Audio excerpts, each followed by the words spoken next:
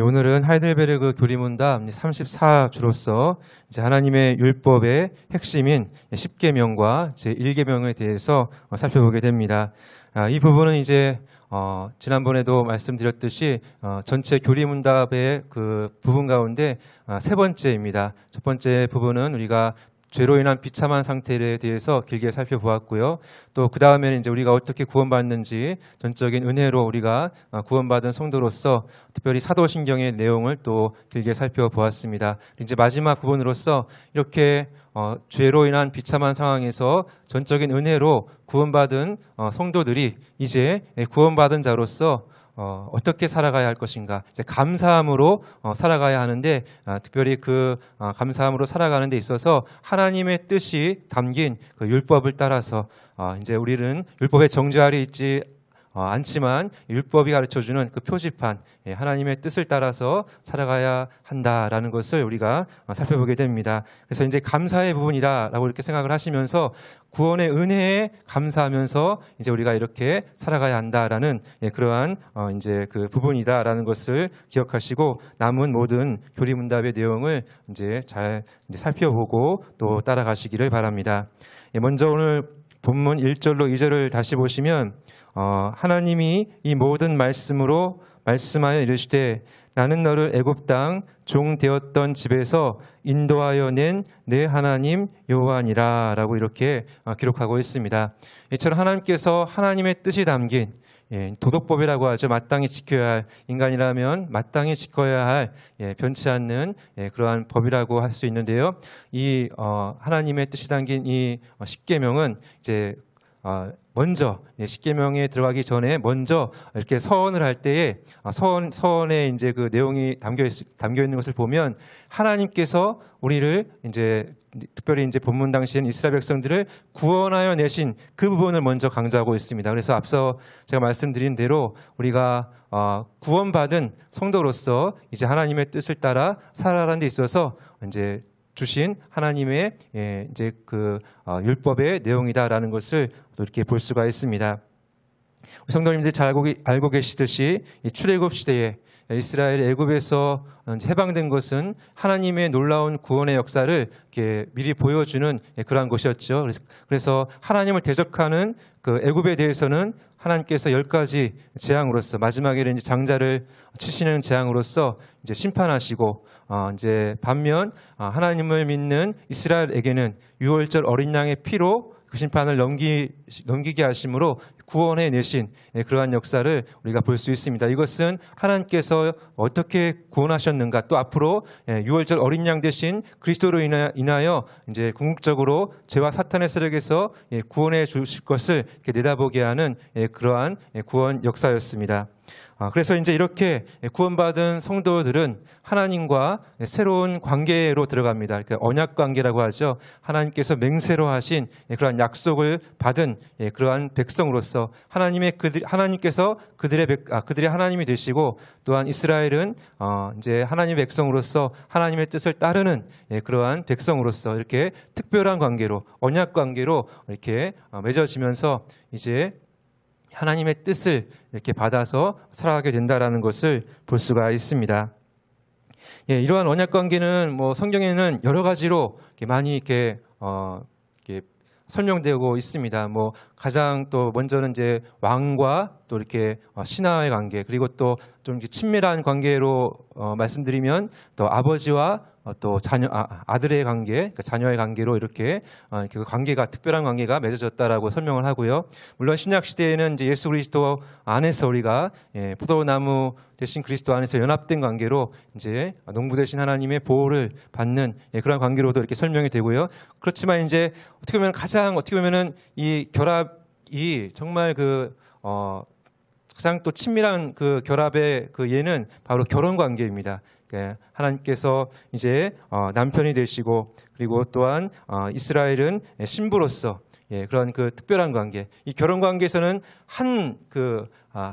이제 신부 입장에서는 한 분만 바라보는 거죠. 한 남편만 바라보게 되는 그러한 관계를 이제 특별히 이제 이렇게 이스라엘과 하나님과 이스라엘의 관계로 이렇게 설명하고 있습니다. 그래서 이제 왕이신 하나님, 그리고 이제 우리 아버지 되시는 하나님과 이렇게 구원함을 받아서 특별한 관계로 들어가면 이제 어떻게 그 관계를 맺어가야 합니까? 이제 결혼 관계라고 하면은 이제 왕인 남편과 결혼한 이제 비천한 신분이었던 이제 왕비는 어떻게 됩니까?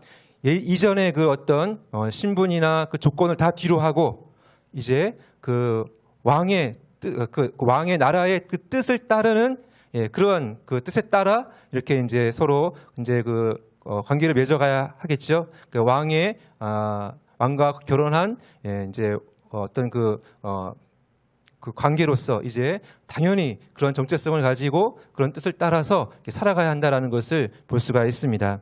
마찬가지로 이 언약 관계로 이제 들어갈 때에 하나님께서 이 언약 관계를 비준하시면서 이 십계명을 주십니다. 이 십계명은 그러니까 하나님 나라의 헌법과도 같습니다. 도덕법이라고도 할 수 있지만 헌법과도 같아서 이것을 기반으로 그 위에서 하나님과 특별한 관계를 맺어서 이제 이 계시된 하나님의 이 뜻을 따라서 살아가게 되는 것입니다. 살아가야 하는 것입니다. 그래서 백성들에게 요구되는 것이 이제 율법이라고 할 수 있는데 그 율법의 핵심이 바로 십계명이지요. 그래서 이제 오늘 다시 한번 이제 정리하면 앞서 우리가 본문 1절과 2절을 읽은 대로 하나님의 은혜로 구원받았기에 하나님과의 특별한 언약 관계에서 이제 하나님의 이제 그 뜻이 담긴 또 하나님의 그 성품이 담긴 그 계명을 감사함으로 또 하나님을 사랑함으로 이제 지켜가야 한다라는 것을 이제 먼저 이렇게 정리하면서 다시 한번 살펴볼 수가 있습니다. 특별히 오늘날 우리 신약시대 성도들은 6월절 어린 양 되신 예수 그리스도의 구원 성취와 또한 오순절 성령 강림 이후에 성령의 내주하심과 또 완성된 성경 계시로 인해서 더욱더 큰 은혜와 진리의 시대를 살고 있습니다. 그죠? 더욱더 하나님과의 그 친밀한 관계로 그리고 또한 예수 그리스도의 신부인 교회에 속하여 우리가 이제 정말 더욱더 친밀한 관계성 속에서 살아갑니다. 그래서 더욱더 우리는 하나님의 뜻을 따라 감사함으로 또 하나님을 사랑함으로 우리 주님을 더욱더 사랑함으로 그 계명을 지켜가야 하는 것이죠. 그래서 신약 시대는 이제 뭐 새 계명으로 우리가 이제 이렇게 완성이 되는데요. 그래서 이제 새 계명이라고 하면은 마찬가지입니다. 구약의 십계명의 핵심도 십계명의 어떻게 보면 그 정신과 또 요약도 새 계명이 그대로 이제 이어지는 것이거든요. 그래서 마찬가지로 오늘날 우리 성도들 또한 이 십계명을 따라서 그리고 특별히 십계명의 요약인 사랑의 계명, 새 계명을 따라서 우리가 마땅히 이제 그 은혜 아래서 살아가야 한다라는 것을 볼 수가 있습니다. 그렇다면 이제 오늘 교리문답으로부터 하나님을 사랑하는 백성, 우리 주 예수 그리스도 안에서 정말 구원의 은혜를 너무나도 놀랍게 또 충만히 받은 성도로서 이제 그 하나님의 뜻이 담긴 또 새 계명, 하나님의 뜻이 담긴 그 십계명 그리고 십계명의 이제 가장 이제 핵심이라고 할 수 있는 그 새 계명의 사랑이라는 그러한 그 율법의 완성 또 율법의 정신이라고 할 수 있는 그 계명, 사랑의 계명을 따라서 우리가 살아가야 한다라는 것을 살펴보면서 이제 구체적으로 이제 십계명의 전체적인 내용과 또 오늘은 1계명에 대해서 살펴보도록 하겠습니다. 첫 번째로 하나님의 율법의 핵심인 이 십계명의 전체 내용을 이제 우리가 살펴본 텐데요. 이제 시간을 약하여서 우리 92문답은 우리가 십계명 전체를 이제 가르쳐 주는 것이기 때문에 전체를 읽지 않고 그냥 넘어가도록 하겠습니다. 그리고 이제 93문답 우리 한번 문답을 계속 읽어보도록 하겠습니다. 읽겠습니다. 시작. 십계명은 어떻게 나누어집니까? 답입니다. 두 부분으로 나누어집니다. 첫 번째 부분은 처음 네 계명들로서 하나님에 대한 우리의 태도에 대해 가르칩니다. 두 번째 부분은 그 나머지 6계명들로서 이웃에 대한 우리의 의무에 대해 가르칩니다. 이렇게 이제 십계명 전체에 대한 그 구분에 대해서 이렇게 살펴볼 수 있습니다. 이제 물론 이제 십계명뿐만 아니라 구약의 율법은 613가지로 이렇게 그 구분하면은 나눌 수 있고요. 그 613가지를 세 부분으로 나누면 이제 구약을 보시면 이제 의식법, 이렇게 그 제사 제도 있지 않습니까? 뭐 또 절기 이렇게 해서 이제 종교법으로 큰 이제 구분을 할 수 있습니다. 구약의 수많은 이제 그 절기, 제사, 뭐 레위기에 들어가면 참 그 부분이 많지 않습니까? 또 번제, 뭐 여러 가지 5가지 제사의 또 그 종류 제사의 방법들 뭐 수없이 나오는 그 이제 종교법으로 이렇게 구분할 수 있고요. 그 다음에 이제 사회법. 그래서 이제 그 이스라엘 사회 가운데 당시 하나님께서 친히 다스리시는 신정 국가였으므로 그 사회법도 하나님께서 말씀하신 그 계명에 따라서 이제 지켜야 할 그러한 그 율법으로서 주어졌죠. 그래서 뭐 집을 지을 때도 뭐 난간을 세워야 된다라는 뭐 이런 구체적인 그러한 그 법까지 있습니다. 그리고 이제 또 십계명에서도 살펴보겠지만 그 십계명에서 다 이렇게 흘러나간 그러한 적용된 법이라고 할 수 있죠.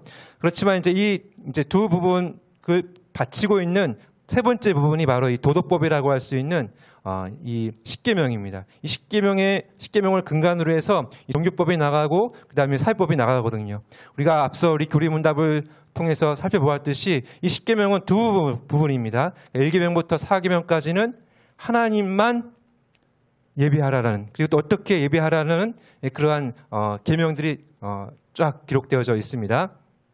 그리고 이제 5계명부터 마지막 10계명까지는 이웃에 대한 계명으로 이렇게 이제 나오죠. 그래서 이제 이 10계명이 또 발전되어서 종교법으로 쭉 나가고 그다음에 사회법으로 쭉 나가서 이 전체가 율법을 다 이루거든요. 그런데 그 율법의 핵심이라고 할 수 있는 것이 바로 10계명입니다.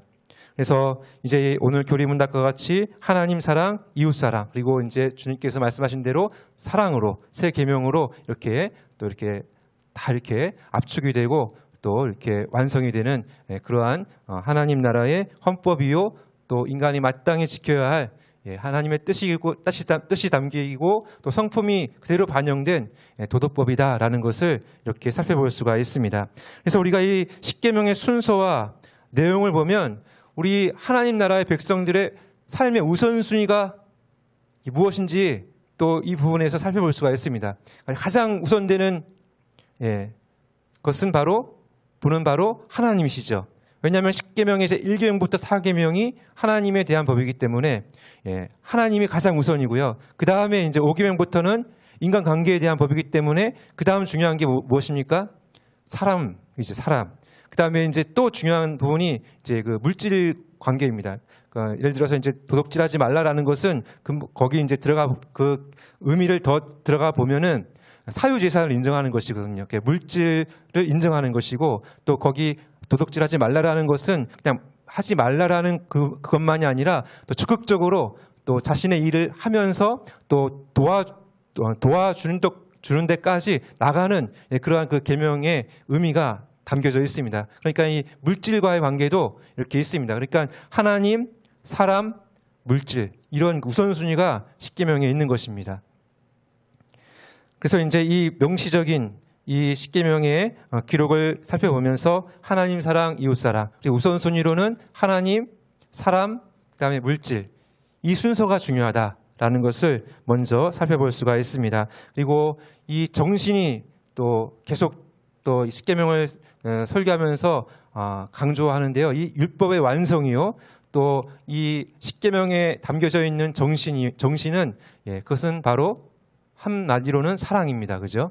그래서 예수님께서 산상수훈에서 율법을 이제 해설하실 때에 특별히 이제 이 많은 해설을 하실 때에 그 수준과 그 정신을 그냥 드러내실 때에 그 정신과 그 수준은 정말로 그냥 어떤 형식적으로 지킬 수 있는 그런 수준이 아니죠. 이렇게 마음을 다하여 또 정말 이게 어떻게 보면 인간이 어떤 노력으로 이룰 수 없는 그 수준을 가르쳐 주시거든요.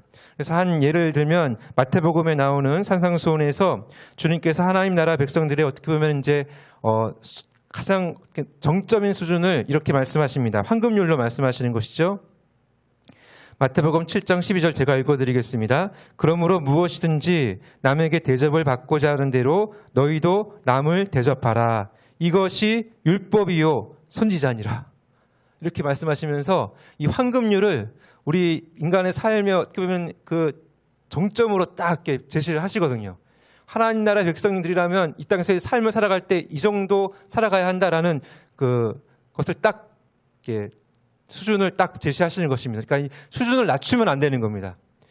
그만큼 이 수준이 높다라는 것을 우리가 이제 다시 한번 이렇게 살펴보고요. 그 다음에 이제 이 계명을 우리가 이제 수준을 낮추지 않고 우리가 그 수준을 그대로 놓고 우리가 이제 살아가야 하는데 중요한 것은 우리의 힘과 어떻게 보면 우리 자신이 어떤 뭐 계기가 되거나 동기가 되어서 이것을 다 지켜가는 것이 아니라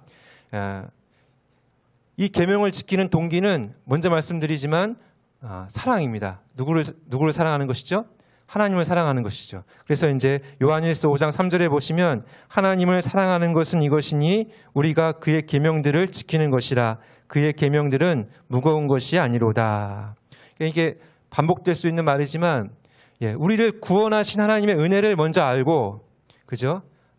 그 은혜를 알고 특별히 신약시대를 살아가는 성도들이라면 주 예수 그리스도 이 땅에 오신 하나님의 아들이신 예수 그리스도께의 그 대속의 은혜를 깊이 알고 또 하나님의 영원한 사랑 주님의 포기하지 않는 사랑을 받고 그리고 우리가 그 사랑에 감사함으로 이 계명을 지키는 겁니다. 무거운 마음으로가 아니라 의무감으로가 아니라 더불어 성령의 도우심과 또 우리에게 일으키시는 그 믿음의 강건함으로 또 마음에 주시는 소원함으로 우리가 이 계명을 바라보며 물론 완벽할 수는 없습니다. 그렇지만 그 계명을 따라 수준을 내리지 않고 그렇게 이제 목표를 잡고 표지판 삼아 살아가는 것입니다.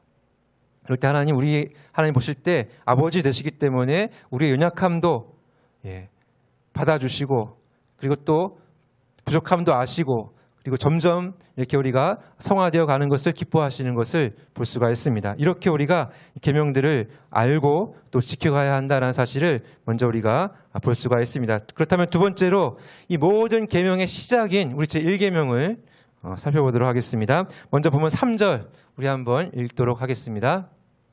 3절 읽겠습니다. 집에서 인도하여는 내 하나님 여호와니라 너는부터 읽겠습니다. 시작. 너는 나 외에는 다른 신들을 내게 두지 말라. 여기서 이제 나 외에라는 이 말은 하나님 앞에서 하나님과 동등하게 그 어떤 것을 하나님 대신으로든지 아니면 하나님과 동등하게 신앙의 대상으로 삼든 신뢰의 대상으로 삼든 사랑의 대상으로 삼든 그렇게 하지 말라라는 그러한 말씀인 것이죠. 이것이 이제 그러니까 하나님 외에 다른 신들, 우상들이죠. 우상들을 섬기지 말라라는 그러한 계명인 것을 볼 수가 있습니다. 그러니까 하나님과 동등하게 다른 것으로 곁눈질하지 말라라는 것이죠. 그러니까 결혼 관계로 아까 이제 말씀드렸지만 결혼 관계라면 당연히 아내는 남편만을 사랑의 대상으로 삼죠. 그 사이에 누군가 들어가면 그것은 깨지는 거죠. 마찬가지입니다. 하나님과 우리 사이에 다른 것이 들어가지 않도록 물론 이것은 신앙의 그 절대적인 어떤 신앙의 대상으로서 말씀드리는 것입니다. 그러니까 앞서 우리가 살펴보았듯이 하나님 다음에 사람 그 다음에 물질 이런 우선순위는 우리가 알고 있어야 되죠. 그렇지만 우리 신앙의 대상으로서 하나님과의 관계 그리고 우리가 정말 우리를 구원하신 하나님에 대한 그 사랑의 그러한 그 관계에서의 관계에서 그 사이에 그 어떤 것도 하나님과 동등하게 그 사이에 어떤 것도 두면 안 된다라는 것이 제 1계명이 가르쳐주는 것입니다. 또 이것은 이제 소극적으로 말한다라고 한다면 적극적으로는 그러니까 무엇이겠습니까? 하나님만을 더욱더 사랑하라는 것이죠. 전심으로 사랑하라는 것이죠. 다윗처럼 그렇게 전심으로 사랑하라는 것이죠. 그렇다면 이제 우리 또 구체적으로 우리 교리 문답을 통해서 이 부분을 살펴보도록 하겠습니다. 94문답이죠. 우리가 94문답 1계명의 질문과 답을 볼 때에 1번 답을 먼저 보도록 하겠습니다. 시작. 1계명에서 하나님은 우리에게 무엇을 요구하십니까? 이에 내가 구원과 복을 받는 것을 잃어버리지 않게 하시려고 나에게 다음 사항들을 금하고 또한 멀리할 것을 원하십니다. 곧 모든 우상 숭배, 마술, 미신적인 의식, 성인이나 다른 피조물에게 기도하는 것 등입니다. 예, 여기까지 우리가 먼저 보도록 하겠습니다. 여기 이제 구체적으로 우상 숭배, 또 마술, 미신적인 의식, 성인들 이 부분이 나오는데요. 우상 숭배 부분은 또 뒤에 우리가 이제 마지막 부분에서 살펴보고요. 여기서 마술이나 미신적인 의식, 이것은 이제 하나님께서 정하지 않는 방법으로 하나님의 계획과 응답을 구하는 것이죠. 뭐 가장 대표적인 예가 우리 이제 오늘 우리나라 입장에서는 점치는 거. 그렇게 이제 어떻게 설명드릴 수 있을까요? 그러니까 새해가 되면은 가장 바쁜 데가 어디인지 아시죠? 예. 점집이라고 합니다. 그러니까 우리나라가 그만큼 이제 이게 이렇게 많이 이렇게 그런 것에 의지하는데요. 이것은 이제 하나님의 방법이 아닌 것으로 하나님의 뜻을 이렇게 찾으려고 하는 그런 것이죠. 이것은 하나님께서 금하는 것이다라는 것을 볼 수가 있고요.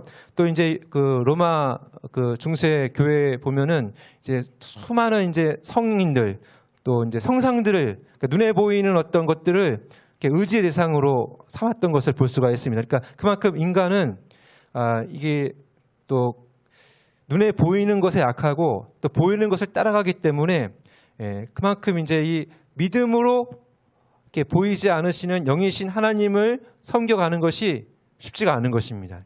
눈에 보이는 성상이나 또 성인들을 더 이렇게 신앙의 어떻게 보면 이제 신뢰의 대상으로 삼는 경우가 너무나도 많았던 것을 볼 수가 있습니다. 그래서 이제 믿음으로 하지 않고 눈에 보이는 대로 하다가 마음을 빼앗기게 되는 것이죠. 그리고 하나님만을 예배하지 않고 또 하나님을 닮아가는 것이 아니라 이제 하나님 아닌 것으로 마음을 채워가고 그리고 또한 그것들의 마음을 빼앗기다 보면은 헛된 우상을 닮아가는 것이죠. 그래서 성경에는 말도 못하고 듣지도 못하는 우상을 따라가다가 너희도 그렇게 된다라고 합니다. 그러니까 너희도 들어도 깨닫지 못하고 보아도 깨닫지 못하는 그런 이제 허망한 그러한 삶을 살아가게 된다라고 이렇게 가르쳐 주는 것을 볼 수가 있습니다. 하지만 적극적으로 우리가 일계명을 우리가 지킬 때에는 이런 우상들이 아니라 믿음으로 보이지 않으신 영이신 하나님만을 우리가 이제 바르게 이제 예배하고 섬겨야죠. 구체적인 방법은 우리의 2계명 또 3계명에서 우리가 살펴볼 것인데요. 중요한 것은 우리의 유일한 신앙의 대상은 하나님이시다라는 것입니다. 그리고 하나님과 동등하게 또는 하나님과 나 사이에 신앙의 관계에서 그 사이에 그 어떤 것도 들어갈 수가 없다라는 것을 반드시 기억하시고요. 그래서 적극적으로는 우리가 교리문답 94문답 우리 이제 나머지 부분을 읽어보도록 하겠습니다. 읽어보시겠습니다. 시작. 그 대신 나는 오직 참되신 한 하나님을 올바로 알고 오직 하나님만을 신뢰하고 또한 모든 겸손과 인내로 오직 하나님에게서 모든 선한 것을 기대해야 합니다. 그리고 오직 하나님만을 온 마음으로 사랑하고 두려워하고 높여야만 합니다. 그래서 나는 아무리 작은 일이라고 하더라도 하나님의 뜻을 거슬러서 행동하기보다는 오히려 모든 피조물을 포기할 것입니다. 하나님의 뜻을 거슬러서 행동하는 것, 그것을 버리고 하나님만을 예배의 대상으로, 전적인 신앙의 대상으로, 또 신뢰의 대상으로 이제 삼아야 하는 것이죠. 그만큼 하나님만 바라보고 있어야 한다는 것이고, 또 실제로 우상을 멀리하는 방법은 하나님만 바라보고 있으면 된다는 것이죠. 그러니까 하나님을 알고 하나님을 바라볼 수 있는 길은 그러니까 하나님께서 우리에게 주신 특별 계시인 이 성경 말씀이죠. 이 말씀을 통해서 더욱더 우리가 하나님의 그 역사를 보면서 하나님이 누구이시고 하나님께서 행하신 일들을 우리가 이 그 신구약 66권을 우리가 읽고 또 설교를 듣고 묵상하고 하면서 우리가 알아가는 것입니다. 그 안 만큼 우리는 더욱더 하나님을 더욱 깊이 구체적으로 사랑할 수 있고 또 실제로 하나님께 그 순종하면 또 경험적으로도 우리가 우리의 믿음이 자라가면서 더욱더 하나님을 굳세게 믿고 의지하면서 살아가게 되는 것을 볼 수가 있습니다. 그렇지만 중요한 것은 이 믿음도 하나님께서 주시는 것이죠. 그래서 또 지켜주시는 것이죠. 그래서 이제 구약 역사를 보면은 참으로 어떻게 보면은 정말 하나님을 믿지 못할 것 같은 상황에서도 하나님께서 예비하신 또 택하신 심령들에게 하나님의 놀라운 역사가 들리고 그것을 듣고 하나님 편에 서는 그런 놀라운 역사들을 우리가 많이 봅니다. 몇 가지 예로는 이제 여호수아 시대의 기생 라합이죠. 그러니까 여리고성의 기생 라합. 그 모든 여리고성 사람들이 다 하나님께서 놀랍게 이제 이스라엘을 위하여 행하신 일들을 들었거든요. 들었는데 그 여리고성에 있었던 많은 사람들은 다 마음의 문도 닫고 성의 문도 닫았죠. 두려워하고 닫았습니다. 그렇지만 그 가운데 있었던 라합이라는 그 여인은 너무나도 놀랍게도 정말 말도 안 되는 상황에서 하나님 편에 서기로 한 것입니다. 모든 것을 다 버릴지언정 하나님 편에 목숨을 걸고 하나님 편에 서면서 하나님을 우선으로 신뢰 대상으로 삼으면서 구원을 받을 수 있었던 것을 볼 수가 있습니다. 또 룻기에도 나오는 모압 여인 룻도 마찬가지죠. 영적으로 캄캄했던 사사시대에 이 룻 여인 정말로 형편이 정말 바닥과 더 깊은 바닥으로 내려앉았지 않습니까? 그럼에도 불구하고 아무것도 없는 시어머니 나오미를 따라서 이스라엘로 들어오면서 이스라엘의 하나님을 자신의 하나님으로 이렇게 신뢰하기로 그렇게 우선순위로 나갔을 때에 정말 그를 통해서 또 놀라운 하나님의 구속 역사가 흘러갔던 것을 볼 수가 있습니다. 이처럼 말도 안 되는 상황에서 또 어려운 형편 가운데서도 하나님께서 믿음 주신 이 사람들은 정말 하나님만을 신뢰 대상으로 자신의 모든 것을 다 걸고 그죠? 라합 같은 경우에는 정말 생명까지 걸었던 거 아니겠습니까? 또 그리고 룻 같은 경우에도 정말 바닷가도 같은 그 상황에서 정말 어떻게 보면 현실적으로는 오르바처럼 고향으로 가야 되지 않습니까? 근데 그렇지 않고 하나님을 시어머니를 따라 택하여 이렇게 나갔던 것을 볼 수가 있습니다. 그래서 오늘날에도 마찬가지죠. 하나님께서는 어떤 상황에서든지 하나님께서 택한 영혼을 이렇게 부르시고 또한 그로 하여금 거듭나게 하시고 그로 하여금 회개하게 하시고 믿도록 하셔서 또 의롭다 여겨주시고 그를 자녀 삼아주시고 특별한 관계에서 성화시켜 가시는 그런 역사를 이뤄가시는 것을 볼 수가 있습니다. 그래서 이런 은혜 아래 있는 성도들이라면 당연히 하나님을 알게 되고 아브라함처럼 전 일생을 통해서 믿음이 자라가게 되면서 하나님만을 가장 우선순위로 두게 되는 것을 볼 수가 있습니다. 그래서 이 계명을 안 지킬 수가 없어요. 그리고 또 비록 연약해질 수 있을지라도 다시 하나님께서 붙들어 주시는 그 은혜가 있기 때문에 다시 하나님만을 이렇게 더욱더 의지하며 살아가게 되는 것을 볼 수가 있습니다. 이러한 은혜 가운데 있다는 것을 더욱더 감사하시고 더욱더 하나님 말씀 듣고 의지하고 또 믿음의 훈련을 통해서 더욱더 하나님만을 의지하시는 저와 여러분 되시기를 바랍니다. 그래서 그 사이에 그 어떤 다른 것이 하나님과 동등하게 신뢰의 대상으로 들어가지 않도록 우리의 믿음 지키시고 마음 지키시기를 바랍니다. 그래서 이제 우상 숭배가 또한 무엇인지를 95문 답은 이렇게 가르쳐주고 있죠. 한번 읽어보도록 하겠습니다. 시작. 우상 숭배란 무엇입니까? 이에 우상 숭배란 말씀으로 자기를 계시하신 오직 참되신 한 하나님 대신에 또는 하나님과 더불어 인간이 무엇인가 다른 대상을 생각해내거나 지니고 있는 것입니다. 그리고 인간이 그 대상을 신뢰하는 것입니다. 이 부분을 이제 준비하면서 떠올랐던 게임이 하나 있습니다. 요즘에 많이 나오는 게임인데요. 혹시 밸런스 게임이라고 아시나요? 모르세요? 모르시는구나. 딱 둘 중에 하나를 순간적으로 골라야 됩니다. 딱 두 가지를 딱 제시하면은 그 둘 중에 하나를 바로 골라야 돼요. 그래서 그 사람이 어느 쪽에 그 성향이 어느 쪽으로 기울어 있는지를 바로 이렇게 캐치해내는 그런 게임입니다. 간단하게 예를 들면 좋아하는 간식을 예를 들면 이제 치킨 피자라고 했을 때 치킨 또는 피자 이렇게 할 수 있죠.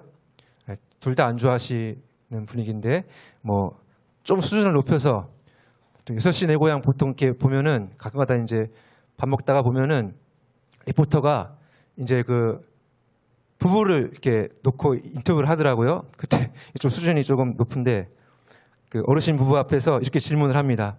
그건 밸런스 게임일 수도 있는데 아닐 수도 있는데 다시 태어나시면 예, 지금의 이분과 결혼하시겠습니까? 라고 했을 때 뭐 남편이든지 아내든지 조금 이렇게 주저하거나 이렇게 말을 못하면 그 순간 어떻게 되는 것이죠? 예, 부부싸움이 나는 것이죠. 이제 그 평탄치 못한 네, 그런 이제 또 이렇게 시간을 가질 수가 있는 거죠. 예. 그런데 이제 제가 말씀드리고 싶은 것은 이거는 이제 그냥 지나가는 그냥 그 어떻게 보면 이제 재밌는 그런 질문이고 우리 인생에서 가장 중요한 질문은 예, 하나님 그리고 다른 것입니다. 하나님과 나란히 옆에 그 어떤 것도 있으면 된다 안 된다? 안 된다라는 것입니다. 물론 우선순위로는 하나님 다음에 물질도 인간관계도 들어가고 그다음에 물질도 들어갑니다. 이 우선순위는 잘 이렇게 흐트러지면 안 되는 것이죠. 그런데 지금 이 우상숭배에 대해서 말씀드리고 있는 것은 하나님 옆에 다른 그 무엇도 들어가면 안 된다라는 겁니다. 하나님께 예배하는 것, 그 다음에 동시에 물질, 딱 이렇게 만약에 밸런스 게임을 하면은 우리 성도님들은 무엇이라고 바로 대답하셔야 합니까? 하나님, 당연하죠. 여기서 주저하면은 누가 질투하시는 거죠? 하나님이 질투하시죠. 여기 이계명에 보면 질투하시는 하나님이 나옵니다. 그만큼 우리 사랑하시기 때문에 하나님은 예수 그리스도를 내놓으실 정도로 우리를 사랑하시는 거 아니겠습니까? 근데 우리는 하나님 옆에 다른 걸 두면 안 되는 거죠. 하나님 옆에 물질 안 되고 또 성취 안 되고 또 자녀도 안 됩니다. 자녀도 안 되고 그 어떤 것도 안 되는 거죠. 하나님 옆에 다른 것 두지 않고 하나님 했을 때 그 다음에 하나님이 우리의 인생 가운데 필요한 거 다 채워주십니다. 하나님 다음에 하나님께서 우리에게 필요한 사랑을 붙여주시고 관계를 붙여주시고 그 다음에 필요한 물질도 채워주시는 것이죠. 그러니까 우리는 뭘 선택하면 됩니까? 하나님을 선택하면 되는 것이죠. 하나님 그렇게 우리의 모든 것을 다 이렇게 받으시지만 우리의 필요를 다 채워주시는 하나님이십니다. 그죠? 그러니까 우리는 하나님만을 우리의 신앙의 대상으로 신뢰 대상으로 딱 붙들고 살아가면 되는 것입니다. 그 다음에 사람과의 관계, 그 다음에 물질도 하나님이 채워주시는 것이고 물질도 은사기 때문에 맡겨주시는 것이고 잘 쓰면 되는 것이고 그죠? 관계도 아름답게 사랑하면 되는 것이고 그죠? 그렇게 되는 것입니다. 이제 말씀을 정리하도록 하겠습니다. 예, 우리 1계명 또 10계명 이 모든 것은 다 우리에게 하나님만을 예배하고 또 하나님께 최고의 신뢰와 사랑을 두라라고 합니다. 그것이 우리에게 구원받은 우리의 삶 가운데 진정한 복이 되기 때문에 그리고 또한 만족이 되기 때문에 왜냐하면 또 그 이후로 하나님께서 다른 것 채워주시지 않는 것이 아니라 하나님은 우리에게 필요한 모든 것 또한 책임져 주실 것이기 때문에 하나님만을 이렇게 꼭 붙들라고 하시는 것입니다. 마지막 예로 몇 년 전에 우리 프로야구 감독 중에 우승을 하고 이제 떠난 그런 감독의 인터뷰 내용이 있었습니다.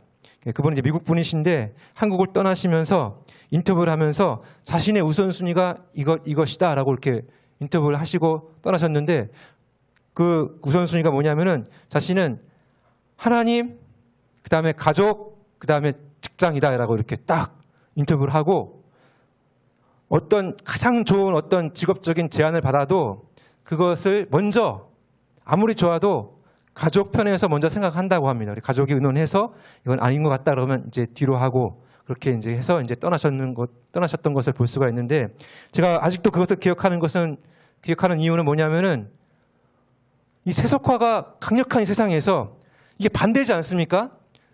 세상 사람들의 추구는 물질이 먼저 있어야 하고, 그 다음에 가족관계, 인간관계고, 그 다음에 이제 뭐 종교, 뭐 이렇게 나오지 않습니까?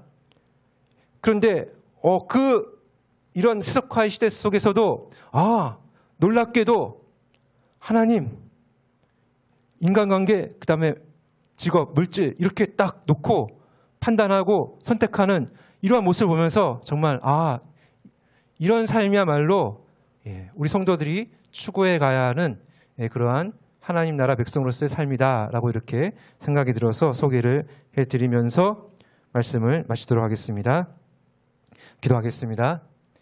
하나님 아버지, 오늘도 교리문답의 내용을 통해서 하나님께서 주신 계명, 특별히 하나님의 뜻이 담긴 율법의 핵심인 십계명을 살펴보게 하심을 감사드립니다. 이 십계명의 우선순위를 바르게 잘 정립하게 하시고 하나님을 사랑함으로 그 은혜로 인하여 우리가 이 계명을 따라 갈 수 있도록 인도하여 주시옵소서.